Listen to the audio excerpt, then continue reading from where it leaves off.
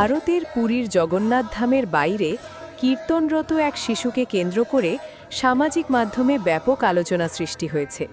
শিশুটিকে গানের তালে তালে ভক্তিমূলক কীর্তন করতে দেখা যায়, যেখানে তার চোখ, মুখাবয়ব ও চাহনিতে জগন্নাথ দেবের প্রতিমার সঙ্গে মিল খুঁজে পাওয়া যাচ্ছে বলে অনেকে মনে করছেন। শিশুটির নিষ্পাপ ভঙ্গি, সরলতা এবং ভক্তিভাব বহু মানুষের দৃষ্টি আকর্ষণ করেছে।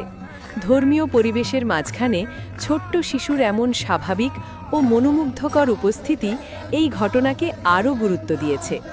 পুরীর ধাম এলাকায় শিশুটির উপস্থিতি ভক্ত ও পথচারীদের মধ্যে এক ধরনের শান্ত ও ভক্তিমূলক অনুভূতি সৃষ্টি করেছে, যা পুরো ঘটনাটিকে আলোচনার কেন্দ্রবিন্দুতে নিয়ে এসেছে। Online desk, Hindus news, Dhaka. জয় জগন্নাথ, জয় জগন্নাথ।